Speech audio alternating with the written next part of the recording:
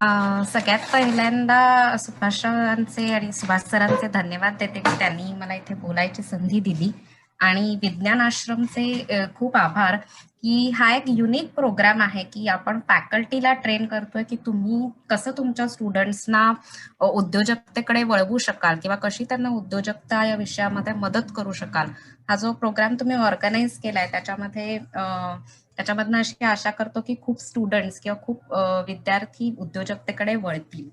आता जसं सर म्हणले तशी ज्ञानप्रबोधिनी संशोधन संस्थेने अनेक वर्षाच्या रिसर्चच्या आधारावर battery for entrepreneurship aptitude measurement म्हणजे बीम टेस्ट ह्याची डेव्हलपमेंट केलेली आहे. माझ्या सुरुवातीच्या काही स्लाइड्समध्ये ज्ञानप्रबोधिनीची माहिती दिलेली आहे.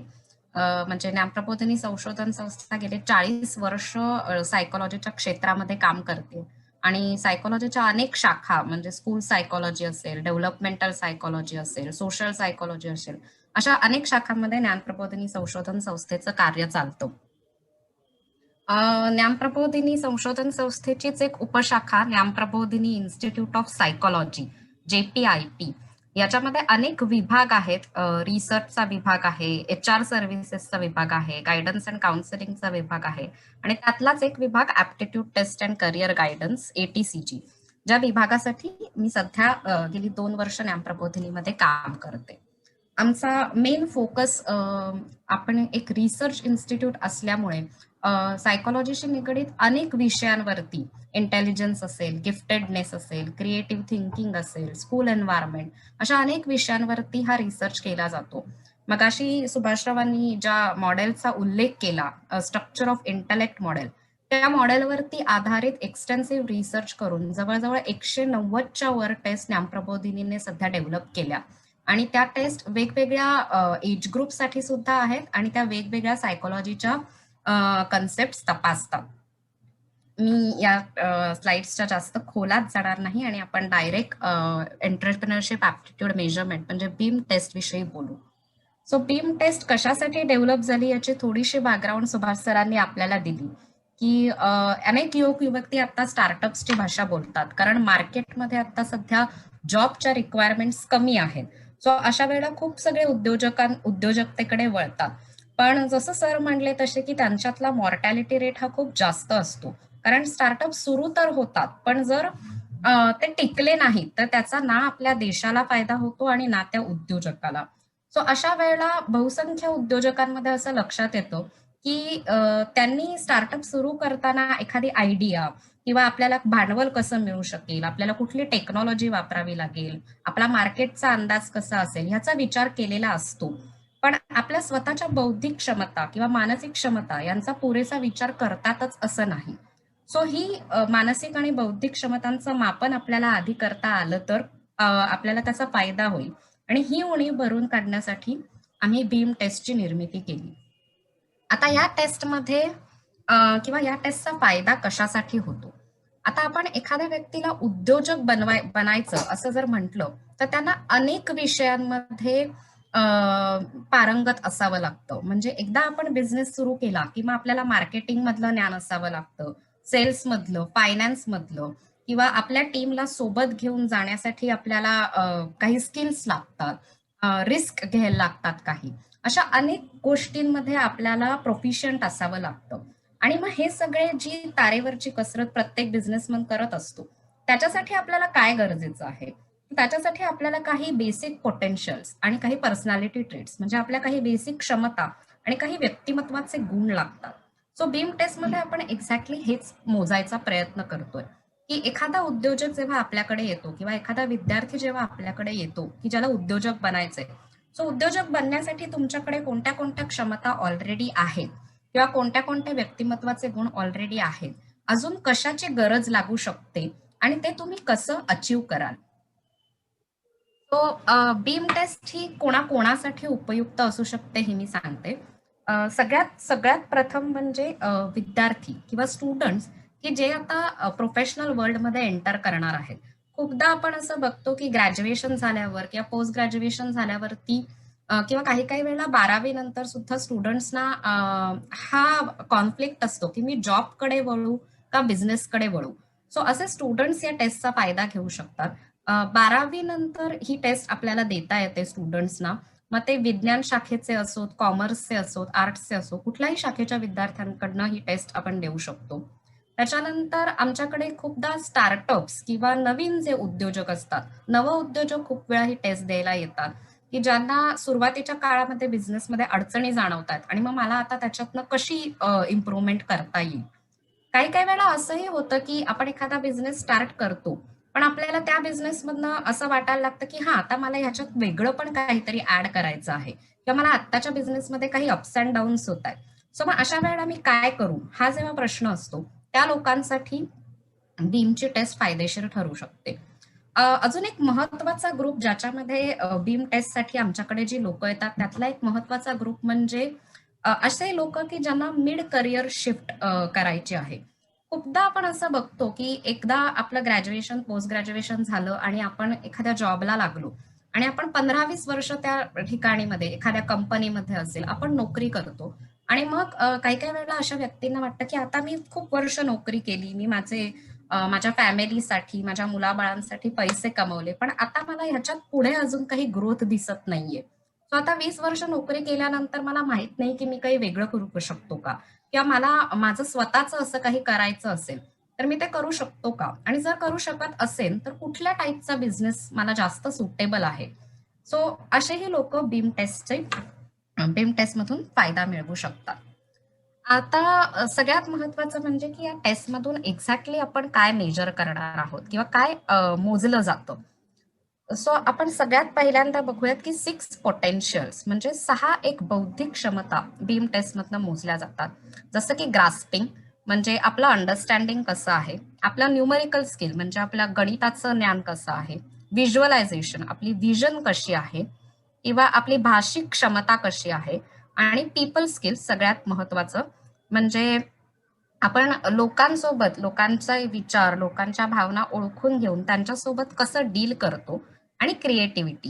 म्हणजे आपल्यासमोर एखाद्या उद्योजकासमोर एखादी अडचण आली, तर तो त्याच्यातनं वेगवेगळ्या पद्धतीने विचार करून त्याचे 5-6 सोल्युशन्स काढू शकतो का नाही, त्याच्यामध्ये ती क्षमता आहे का नाही, हे या टेस्टमधनं मेजर होतं. जसे पोटेन्शियल्स मेजर होतात, तशा 5 प्रायोरिटीज मेजर होतात. जसं की knowledge, practical, artistic, social, power आणि सगळ्यात महत्वाचा उद्योजकतेला लागणारा भाग म्हणजे अचीव्हमेंट मोटिवेशन. जेव्हा एखाद्या व्यक्तीला अचीव्हमेंट मोटिवेशन किंवा ज्याला मराठीमध्ये आपण कार्यसिद्धी प्रेरणा असं म्हणतो. अचीव्हमेंट मोटिवेशन म्हणजे काय? तर एक अँबिशन किंवा एक डिटर्मिनेशन. एखाद्या नवीन उद्योजकांच्या बाबतीमध्ये हे खूप जास्त वेळा लक्षात येतं, की सुरुवातीला खूप प्रॉब्लेम्स येतात. मग अशा वेळेला आपण गिव्ह करतोय का आपण त्या प्रॉब्लेमवर सोल्युशन्स काढून पुढे जाण्याचा प्रयत्न करतोय? हे आपण अचीव्हमेंट मोटिवेशन मधून बघतो, जे नो डाउट कुठल्याही उद्योजकाला खूप गरजेचं आहे. अ, उद्योजक नवीन असू देत किंवा एस्टॅब्लिश असू देत, त्यांना सतत कुठल्या ना कुठल्या पद्धतीचे डिसिजन्स घ्यावे लागतात किंवा सतत कुठल्या ना कुठल्या पद्धतीचे प्रॉब्लेम्स फेस करावे लागतात. आता हे प्रॉब्लेम्स फेस करताना त्यांना अनेक प्रकारचे स्ट्रेस येतात. तर या स्ट्रेसला जर आपण हँडल करू शकलो नाही, तर अर्थातच त्याचा आपल्या मानसिक आणि शारीरिक स्वास्थ्यावरती परिणाम होतो आणि आपल्या पर्सनल लाईफवरती परिणाम होतो. तोच परिणाम पुढे जाऊन आपल्याला आपल्या बिझनेसवरतीही दिसतो. सो अशा वेळेला उद्योजकांना कोपिंग स्ट्रॅटेजीज असणं महत्वाचं आहे. म्हणजे ज्या प्रकारचा स्ट्रेस ते एक्सपिरियन्स करतायत, त्याच्यामधनं ते कसे बाहेर पडतात, त्यांच्या ताणाचं व्यवस्थापन ते कसं करतात. त्या कोपिंग स्ट्रॅटेजीज जर चांगल्या असतील, तर त्यांना पुढे जे ताण येतील ते हँडल करायला मदत होईल. सो कोपिंग स्ट्रॅटेजीजही या टेस्टमधनं तपासल्या जातात.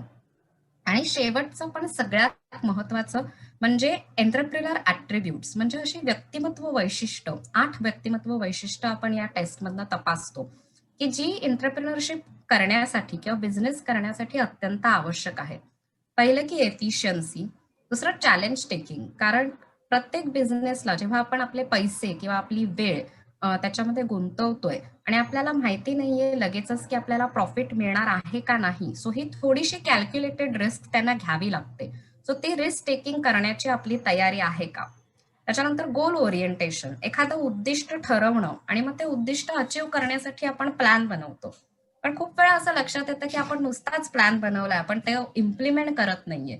सो तुमचं गोल ओरिएंटेशन चांगलं आहे का? तुमचा मेंटल आणि फिजिकल एन्ड्युरन्स चांगला आहे का? किंवा तुमचं डिसिजन मेकिंग कसं आहे? कारण एखाद्या उद्योजकाला प्रत्येक पावला-पावलावरती एक डिसिजन घ्यायचा असतो. सो आपलं डिसिजन मेकिंग कसं आहे एखाद्या कॅन्डिडेटचं, हे या टेस्टमधनं तपासलं जातं. आता नेहमी म्हणतात, की उद्योजक हा एकटा काम करत नाही.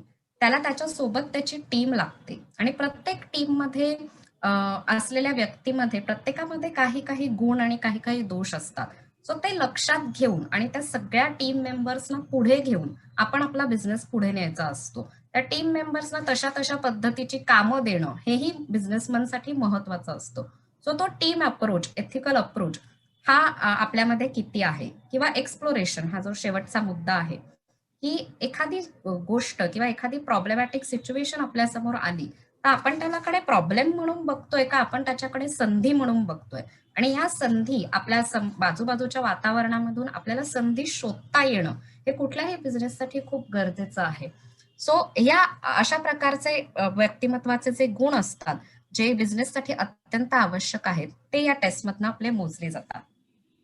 आता तुमच्या मनात साहजिक हा प्रश्न आला असेल, की या आपण एवढ्या सगळ्या गोष्टी मोजतो, पण मग त्याचं पुढे काय?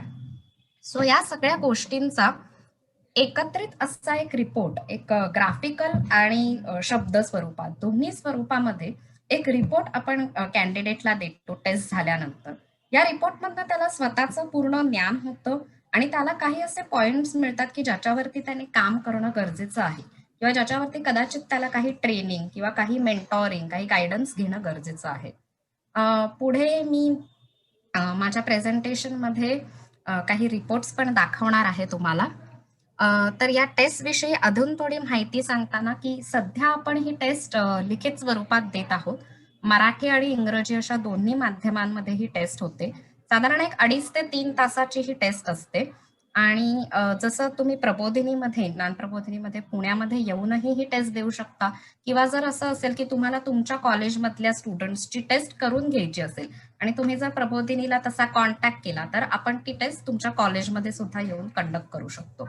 टेस्ट झाल्यावरती काही दिवसांनी त्याचा रिपोर्ट आपण कॅन्डिडेटला देतो आणि त्यावरती त्याचं मार्गदर्शन होतं. पण मार्गदर्शनाकडे जाण्याआधी मी तुम्हाला टेस्टचा रिपोर्ट साधारण कसा दिसतो, मी काही सॅम्पल रिपोर्ट्सच्या इमेजेस या प्रेझेंटेशनमध्ये टाकल्या आहेत. सो वरती आपण बघू शकतो, की हा रिपोर्ट इंग्लिशमध्ये दिलेला आहे, पण वरती त्यांच्या क्षमतांचा एक आलेख दाखवलेला आहे. काही क्षमता एक्सेलेंट ग्रेडला आहेत, काही क्षमता व्हेरी गुड, गुड अशा ग्रेड्सना आहेत. त्याच्या खालती ओरिएंटेशन त्या स्टुडंट्सचं कसं असतं, कुठल्या प्रकारचं ओरिएंटेशन जास्त आहे, हा एक आलेख दाखवलेला आहे. त्याच्यानंतर मगाशी मी जे म्हटले, की 8 पर्सनॅलिटीचे घटक आपण या टेस्टमध्ये तपासतो. सो ते 8 घटक त्यांचा एक ग्राफ असतो आणि त्याच्या खालोखाल त्याचं एक्सप्लेनेशन दिलेलं असतं, की त्या पर्टिक्युलर स्टुडंटचा किंवा पर्टिक्युलर कॅन्डिडेट ला कुठली ग्रेड मिळालेली आहे प्रत्येक पर्सनॅलिटीवरती आणि कोपिंग स्ट्रॅटेजीज त्याचाही एक रिपोर्ट येतो. हा रिपोर्ट साधारण एक 10-11 पानी रिपोर्ट आपण कॅन्डिडेटला दिला. मग पुढे काय? आता मला कॅन्डिडेटला रिपोर्ट दिल्यानंतर तिथेच आपण थांबत नाही. सो त्याचा रिपोर्टच्या आधारावरती आपण त्यांचं एक एक्सप्लेनेशन सेशन किंवा एक गाईडन्स सेशन घेतो. त्या गाईडन्स सेशनमध्ये आमच्याकडचे जे एक्सपर्ट ॲडवायझर असतात, ते त्या कॅन्डिडेटला त्याचा रिपोर्ट पूर्णपणे एक्सप्लेन करून सांगतात.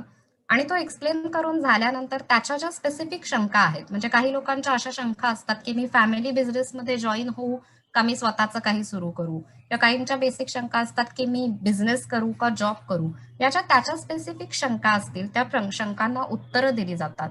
त्याला काही सजेशन्स दिली जातात, की कुठल्या टाइपचे बिझनेस तुला जास्त सुटेबल आहेत किंवा हा टाइपचा बिझनेस करायचा तू ठरवलेला आहेस, तर ठीक आहे तुझ्याकडे ह्या-ह्या क्षमता आहेत, पण या क्षमता थोड्या कमी आहेत. मग तू त्या कशा इम्प्रूव्ह करू शकतो? तर जसं मगाशी सर म्हणले, की पास किंवा फेल असं आपण टेस्टमधून सांगत नाही. तर काय क्षमता आहेत आणि काय क्षमता थोड्याशा वाढवायला लागणार आहेत. हे असं एक गाईडन्स सेशन स्टुडंट्सना दिलं जातं आणि नंतर आमचा जो उद्योजकता विकास केंद्र किंवा एंटरप्रेन्योरशिप डेव्हलपमेंटल सेल आहे, त्या ईडीसी सेल जे सुभाषराव त्या सेलचे हेड आहेत, त्या सेलमध्ये त्यांना काही मेंटॉरिंगची गरज लागणार असेल, तर त्या स्टुडंट्सना किंवा त्या कॅन्डिडेट्सना आपण तिथे पाठवतो. आता ही जी ईडीसी सेल आहे, ज्ञानप्रबोधिनीचे जे अनेक इंडस्ट्रीजमध्ये कॉन्टॅक्ट्स आहेत आणि त्या इंडस्ट्रीजच्या एक्सपर्ट्स पासून ही सेल बनलेली आहे. सो तिथे त्या कॅन्डिडेटना नेसेसरी ट्रेनिंग किंवा मेंटॉरिंग किंवा सुरुवातीच्या बिझनेसच्या काळामध्ये त्यांना काही हँड होल्डिंगची गरज असते. सो ते सगळं पुरवण्याचं काम एंटरप्रेन्योरशिप डेव्हलपमेंटल सेल करते. अ, मी इथे आमच्या संस्थेचे काही फोन नंबर किंवा आमचे ईमेल आयडी, आमची वेबसाईट आणि आमचा पत्ता दिलेला आहे.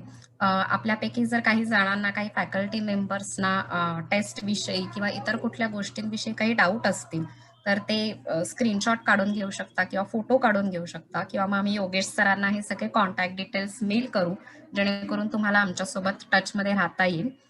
So thank you so much आणि मी सुभाषरावांना विनंती करते की त्यांनी त्यांचं सेशन पुढे कंटिन्यू करा. माझं स्क्रीन शेअरिंग थांबवते.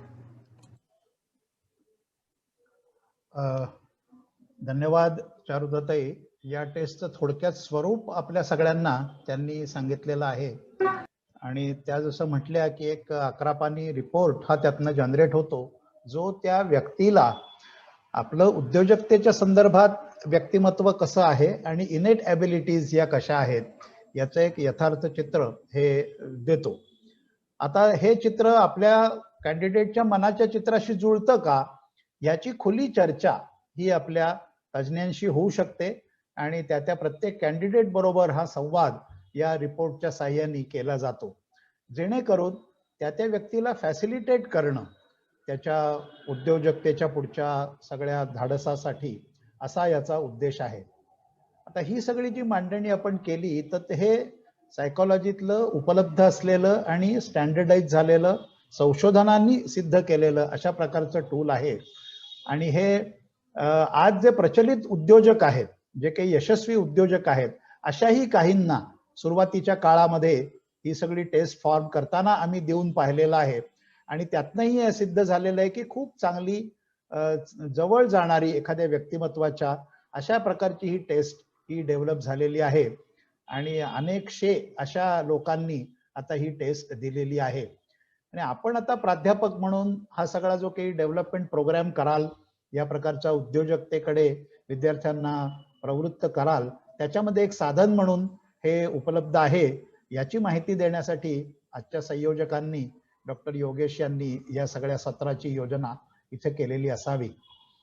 मी थोडंसं आणखीन एक 5-7 मिनिटं याच्यावरती बोलू इच्छितो की उद्योजकतेच्या क्षेत्रामध्ये जेव्हा सुरुवातीच्या अगदी 80च्या सुरुवातीला इथे महाराष्ट्रामध्ये आम्ही काही मंडळींनी काम करायला सुरुवात केली, ज्याला आपण एंटरप्रेन्योरशिप डेव्हलपमेंट प्रोग्राम्स EDPs म्हणतो किंवा रुरल एरियातले REDP म्हणतो, असे सुद्धा आम्ही वेगवेगळ्या ठिकाणी घेतले आणि त्याचं सुरुवातीचं आमचं शिक्षण मुंबईची निमिड नावाची संस्था आणि नंतर दिल्लीची निस्बड नावाची संस्था, national institute of entrepreneurship and small business development अशा प्रकारची दिल्लीची जी संस्था आहे, त्यांचं ॲक्रेडिटेशन या सगळ्या उद्योजकता विकासाचे प्रशिक्षक म्हणून आमच्यापैकी काहींनी घेतलं.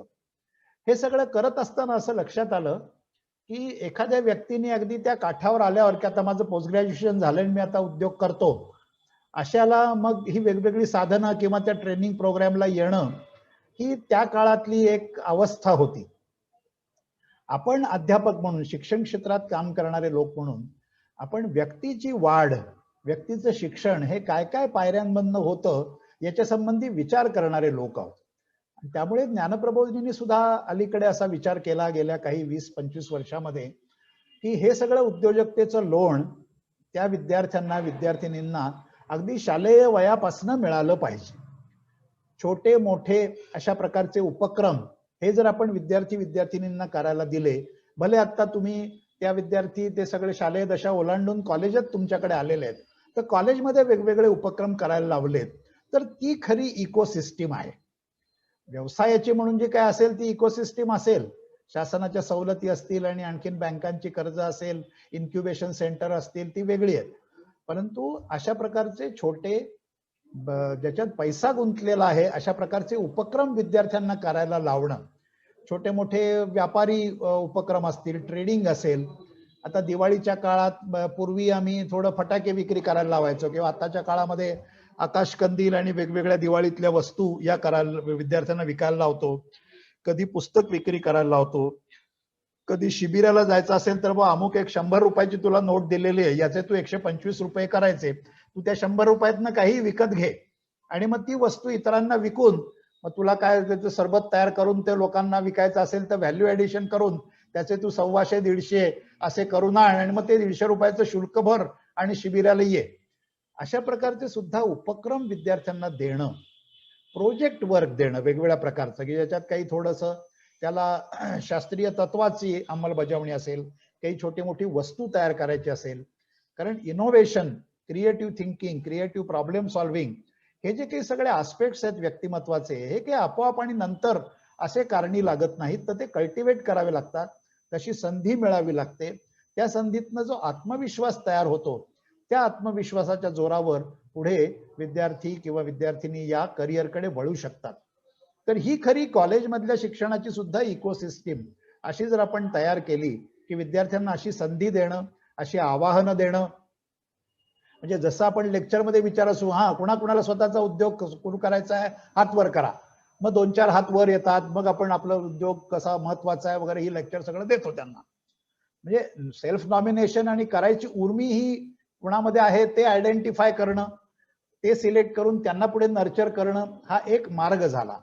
दुसरा मार्ग, ज्यांनी अशी कधी स्थिती अनुभवलेलीच नाही, सदैव सिक्युरिटी, रूढ पठडी, नोकरी याकडे मानसिक अवस्था झुकलेली अशी महाराष्ट्रामध्ये फार मोठ्या प्रमाणात परंपरेने जी स्थिती आहे, तीच आपल्याला ओलांडायची असेल तर अशी स्वतःच्या हिमतीवर असा काही पैसा हाताळून, लोकांना भेटून, स्वतःचं काही म्हणणं आहे किंवा वस्तू संबंधीचं जे काही महत्व आहे ते लोकांना पटवून देऊन असं करण्याचे त्यांचे एक्सरसाइजेस, काही व्यायाम असे मी म्हणतो त्याला, मानसिक व्यायाम, तर हे विद्यार्थ्यांना करायला लावणं हे खरं एंटरप्रेन्योरशिप ट्रेनिंग आहे.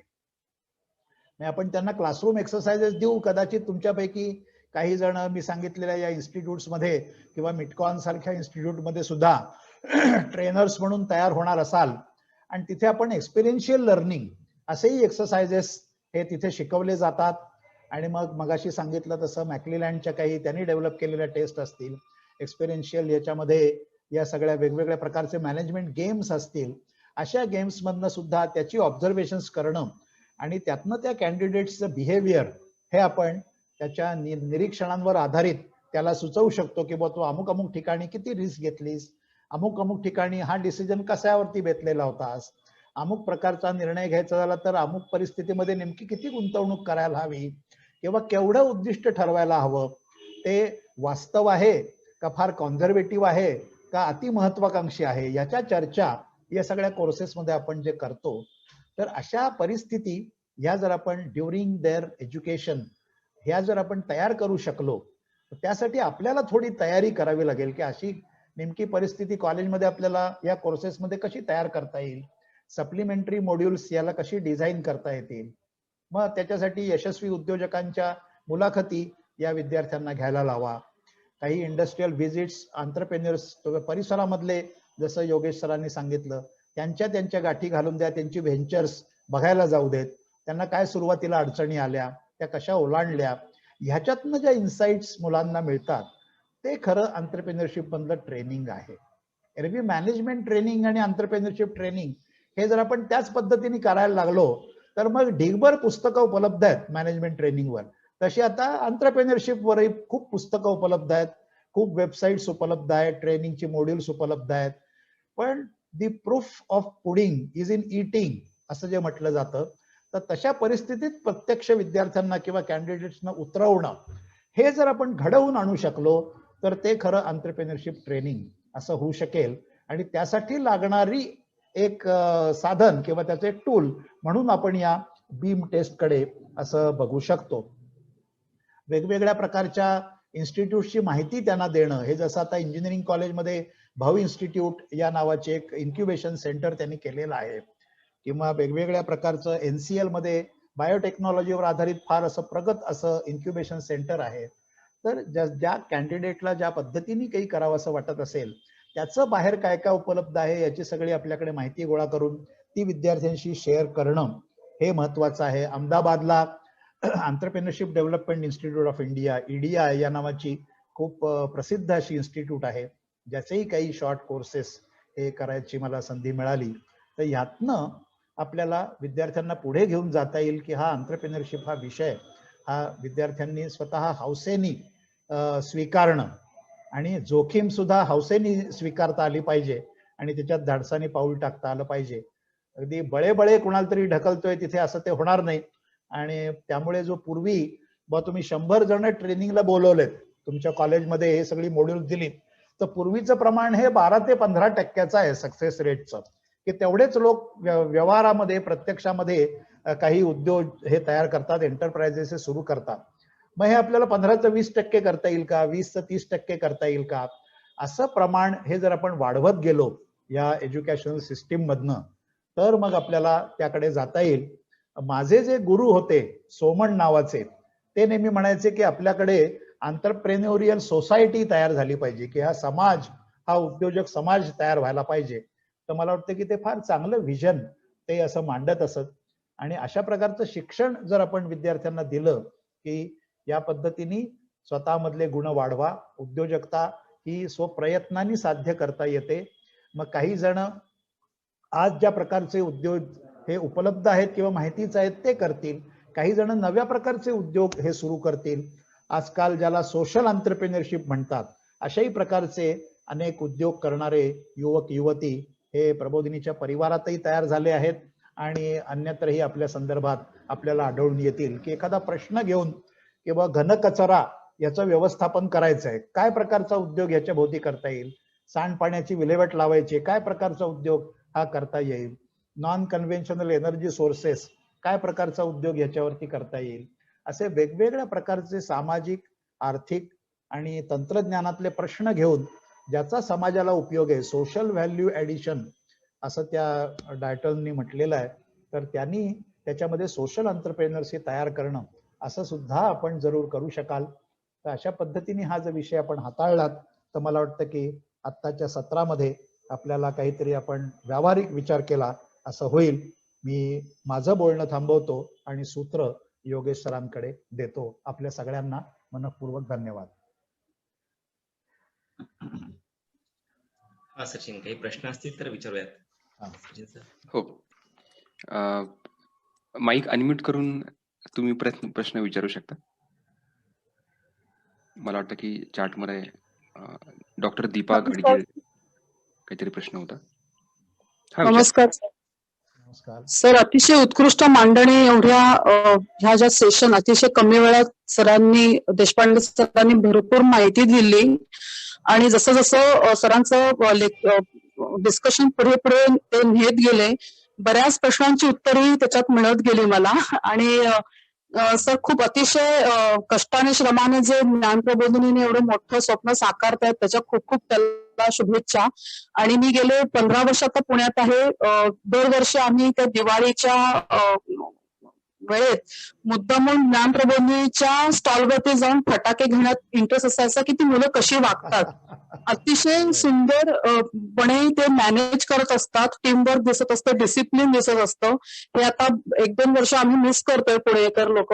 पण मी ऍक्च्युली मुंबईचे, पुण्यात येऊन मला ज्ञान प्रबोधिनीचं कार्य कळालं आणि त्याच्यासाठी खूप तुम्हा सगळ्यांना शुभेच्छा सर. आणि त्याच्या जो इतिहास तुम्ही रचलाय त्याच्यासाठी येणारे जे शिल्पकार होऊ घातले त्याच्यासाठी शुभेच्छा सर.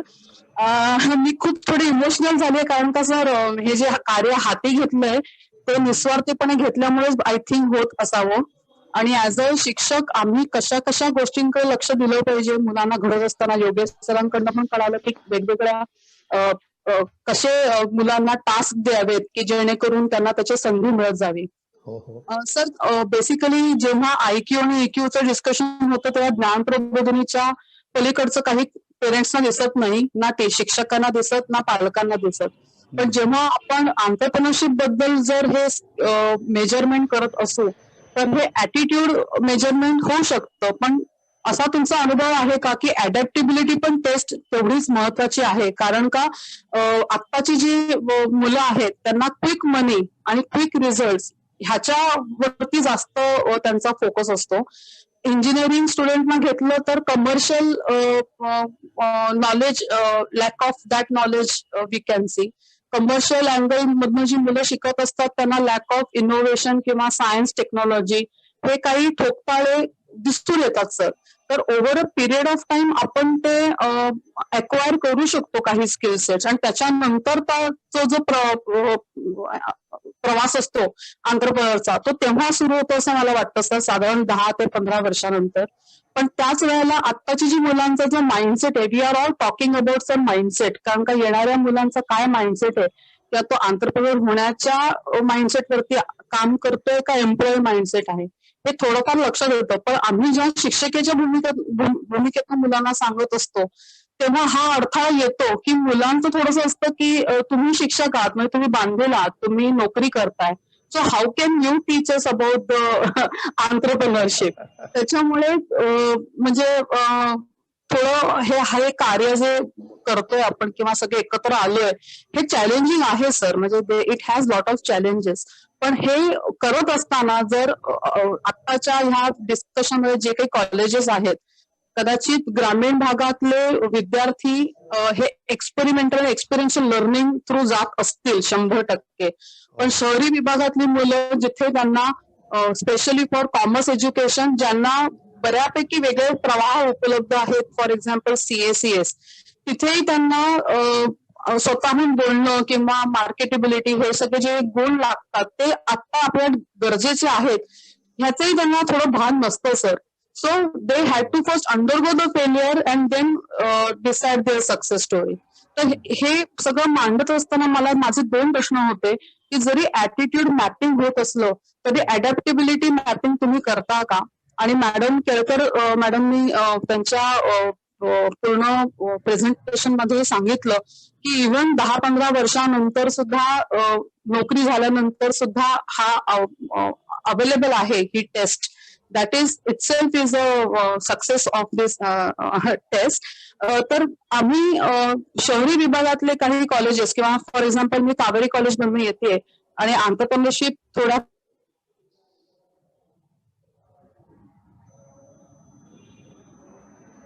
मुलांना त्याचा काही उपयोग घेता येईल का त्या टेस्टचा, कारण का ह्या टेस्ट तशा फार महागड्या असतात आणि सगळाच वर्ग त्या टेस्टला जाईल असंही नसतं. तर ह्याचं थोडं मार्गदर्शन हवं होतं सर. आणि दुसरी मेंटॅलिटी आजकालच्या मुलांमध्ये आहे की at 40 age I want to retire, whereas we feel that at 40 your life begin because you are taking so much of experience. तर ह्याच्यावरती तुमचं काय मत आहे? आत्ताचा असणारा मतांचा प्रवाह मुलांचा शहरी विभागातल्या आणि आता जे जाणकार लोक आता या चर्चेमध्ये आहेत त्यांचा अनुभव, तर हे थोडं आहे सर विसंगती जी मी बघते, म्हणून मी हा प्रश्न तुम्हाला विचारते सर. Thank you sir. खूप विचार केलाय तुम्ही या सगळ्या परिस्थितीबद्दल.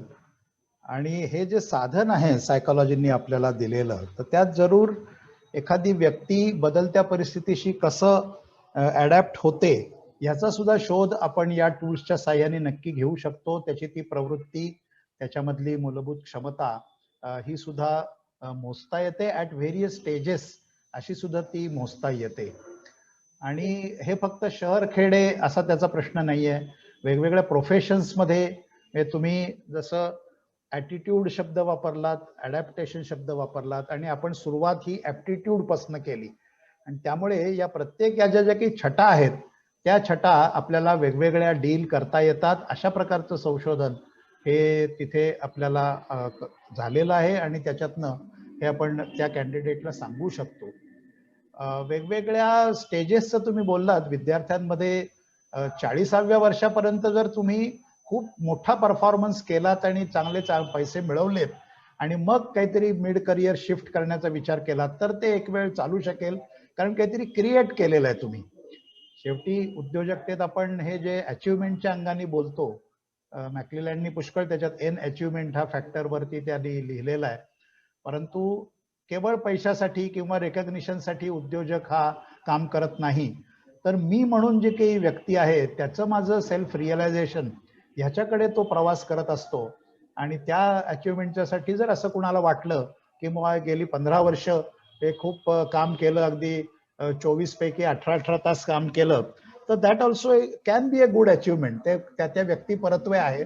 काहींना असं वाटू शकतं की याच्यानंतर आपण वेगळ्या फील्डमध्ये जावं, किंवा आता नोकरी झाली, आता फक्त त्या पैशाचा उपभोग घ्यावा, असं वेगवेगळ्या व्यक्तींना वाटू शकतं. पण ज्या सर्वसाधारण कॅन्डिडेट्स बद्दल आपण बोलतो, त्यांना एक लॉंग रोप असा सुद्धा आपल्याला दाखवावा पाहिजे, की सुरुवात करायला तुम्हाला काही वेळ लागेल, पण ही अनुकूल स्थिती आहे आणि तुम्ही तुमचा बिझनेस हा स्टेप अप करत करत सुद्धा नेऊ शकाल.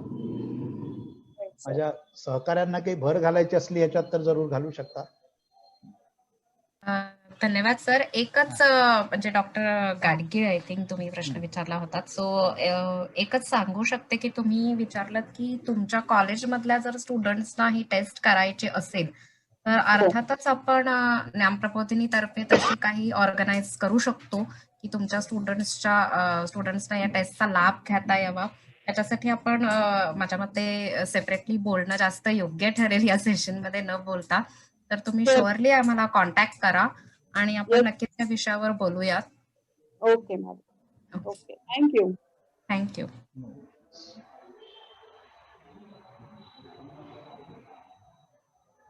अजून काही प्रश्न आहेत का देशपांडे सरांना?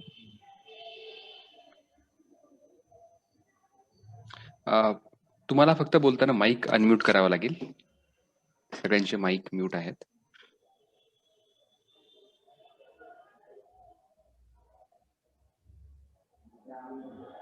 हरकत नाही. देशपांडे सरांच्या आधी डॉक्टर योगेश कुलकर्णींचं पण सेशन झालं होतं की कशा प्रकारे आपल्याला प्रमोट करता येईल एंटरप्रेन्योरशिप. त्यांच्यासाठी पण जर काही प्रश्न असतील तर तुम्ही विचारू शकता.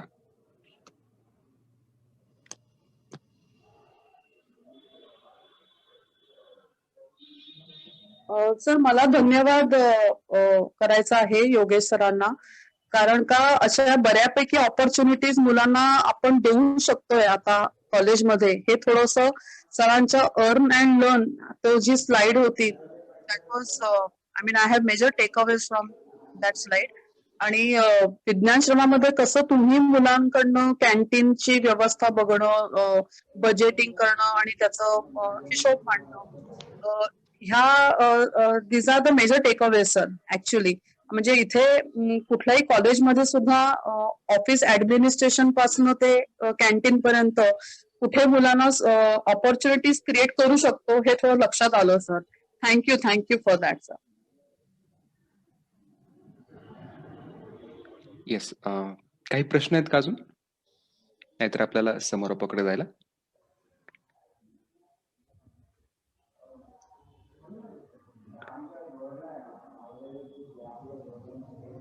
येस, बहुतेक आता तरी काही प्रश्न दिसत नाहीयेत. तर देशपांडे सरांचा आणि केळकर मॅडमचं मला खूप आभार मानायला आवडतील की कशा प्रकारच्या test over the period of time तुम्ही डेव्हलप केलेले आहेत आणि त्याचा फायदा कॉलेजमध्ये नक्कीच विद्यार्थ्यांना आणि फॅकल्टीजला घेता येईल. त्याबद्दल तुमचे खूप खूप आभार. योगेश सर, तुम्हाला काय ऍड करायचं आहे? नाही, म्हणजे मला आता काही ऍड करायचं नाहीये. फक्त मी म्हटलं ना की ज्ञानप्रबोधिनीचं फटाकड्याचं उदाहरण यांनी दिलं, तर मला सुभाष रावना तेच विचारायचं की थोडं सांगू शकाल का त्याच्याबद्दल, की तो उपक्रम सुरू केला होता आणि नंतर तुम्ही काही मूल्यांसाठी तो बंद पण केला, तर ते दोन्ही थोडं सांगितलं तर मग सगळ्यांनाच कळेल. विक्री करायचं प्रशिक्षण या उद्देशाने आणि विद्यार्थ्यांमध्ये उद्योग व्यवसायाचं हे पैलू यावेत म्हणून तो सुरू केला. तो ओव्हर अ पिरियड म्हणजे जवळजवळ 25-1 वर्ष तरी चालला असेल उपक्रम. पण समाजामधलं वातावरण हे एकूण फटाक्यांमुळे प्रदूषण खूप होतं अशा प्रकारचं झाल्यामुळे विद्यार्थ्यांच्या मधनही आणि पालकांमधनही अशा सूचना आल्या की आपण अल्टरनेटिव्ह अशा प्रकारचे काही कमॉडिटीज त्याच्यामध्ये जर घेता आल्या तर तशा करूया. आणि काही प्रमाणात पुण्यामध्ये जागा म्हणजे ते स्टॉल्स होणार नाहीत याच्या अनिश्चितता अशाही प्रकारच्या बऱ्याच होत्या. आणि मग आम्ही एकत्रित कार्यकर्त्यांनी असा विचार केला की ठीक आहे, हा प्रदूषणाचा एक जसा अँगल आहे तसं आपला उद्देश हा प्रत्यक्ष फटाके नावाची एक तात्कालिक वस्तू ती विकणं हा असा नसून विद्यार्थ्यांचं प्रशिक्षण हा आपलं ऑब्जेक्टिव्ह आहे. म्हणून आता आम्ही वेगवेगळ्या मॉडेल्सचे आकाश कंदील आणि रंगवलेल्या पणत्या, त्याच्यात LED लावलेल्या पणत्यांच्या माळा अशा आता यंदा मुलांना, काही वेळेला शाडूच्या गणपतीच्या मूर्ती अशा करायला असं विद्यार्थ्यांना लावलेल्या आहेत. वेगवेगळ्या प्रकारच्या वस्तू शहरी आणि ग्रामीण विद्यार्थी विद्यार्थिनींना आपण विकायला लावतो. तसं articles may change, but the view point behind it is the same. बरोबर. हो, चालेल. मला तोच फक्त मुद्दा हायलाइट करायचा होता की हो उपक्रम बदलतात. उपक्रम हा. मुख्य मुलांना विक्री कौशल्य सर म्हटले किंवा टीम वर्क करायचं आहे, Teamwork आपल्या करायचं. स्ट्रेंथ ओळखायच्या आहे. आमचाही अनुभव आहे की आम्ही पण बऱ्याच ठिकाणी स्टॉल लावतो विक्रीला, तर काही मुलं त्यांच्याकडे आपोआपणे मार्केटिंग स्किल असतं, मग ती मुलं पुढे जातात. मग स्टॉलचं लोकेशन कुठे ठेवायचं, म्हणजे मागच्या वर्षी बाबळ गावची जत्रा होती तेव्हा भेळेचा स्टॉल कुठे ठेवायचा यासाठी 2 दिवस अगोदर फिरून आपल्या स्टॉलला जास्त लोक आली पाहिजे किंवा जास्त लोक व्हिजिट केली पाहिजे. त्यामुळे स्टॉलचं लोकेशन जाऊन ते कसं पकडायचं, आता हे सगळं मला पुस्तकातून नाही शिकवत आहे. हे ते त्यांना बाबळ त्या बैलगाडीचा घाट कुठे आहे, मग ते मंदिर कुठे आहे, लोक कुठे जास्त येतील, आणि मग स्टॉलचं लोकेशन कसं असलं पाहिजे, आणि मग तिथे आपण व्हिजिबिलिटी कशी केली पाहिजे, किंवा आपला स्टॉल हा भरगच्च कसा वाटला पाहिजे. अशा खूप गोष्टी असतात की ज्या सगळ्या कदाचित ह्या याच्यातनं आपल्या नुसत्या थेरीमधनं येत नाहीत. त्या आपल्याला प्रत्यक्ष अशा मुलांना संधी दिली की आपल्याला ती मुलं खूप चांगली होतात. म्हणजे मी एक सगळ्यात शेवटी फक्त उदाहरण देतो. मग आज सरांनी जेव्हा सांगितलं फूड लॅबचं, ते पेप्सी म्हणून तुम्ही ट्यूब असे ऐकली असेल की पेप्सी मध्ये त्यामध्ये सरबत रसना होतात आणि मग ती फ्रीजमध्ये डीप फ्रीज मध्ये ठेवली की ती कडक होते आणि त्याला पेप्सी म्हणून ते विकतात त्या छोट्या 1 रुपयाला आणि अशा. तर आमच्याकडे एक मुलगा होता आणि एकदा तो माझ्याकडे आला आणि त्याचा व्यवसाय असा होता की त्याला मी सांगितलं होतं की तू उन्हाळ्यामध्ये मे मध्ये खूप आमच्या इथे पाबळला खूपच गरमी असते, तर त्यावेळेस त्याचा व्यवसाय होता की त्या पेप्सी ट्यूब करून विकायचा आणि आश्रमातल्या मुलांना विकायचा, तो माणसांना, की त्याच्या ट्यूब विकायचा. आणि एकदा मी पाबळला आलो आणि तो आला आणि मला म्हणाला की सर म्हणे हे तुम्हाला पाहिजे का, आज 1 रुपयाला 2 आहेत. तर 1 रुपयाला 2 आहेत म्हटल्यानंतर मला आश्चर्य वाटलं. मी म्हटलं ठीक आहे, पण मला सांग तू असं का करतोय. मी ते विकत घेतली. म्हणे मी तुम्हाला संध्याकाळी सांगेल. आणि मग संध्याकाळी मी त्याला परत विचारलं, अरे काय झालं, ते 1 रुपयाला 2 कसं काय झालं तुझं, ते मला अकाउंट दिलं होतं 1 रुपयाच्या खाली परवडत. म्हटलं अहो थोडी ती कडू झाली होती माझी. तर ती कडू झाली होती आणि मग मी ठरवलं की हे म्हणजे त्यांनी जे जास्त सिरप जास्त टाकलं होतं किंवा लिंबू जास्त पिळलं होतं आणि त्याला तो सगळा स्टॉक पटकन दिवशी लिक्विड करायचा होता. म्हणाला की हे लोकांना कळायच्या अगोदर मी 50ला 2 करून माझा सगळा स्टॉक संपला, आता मी मोकळा आहे म्हणे, काही कोणाला कळलं नाही आणि माझी सगळं भांडवल मला परत मिळालं.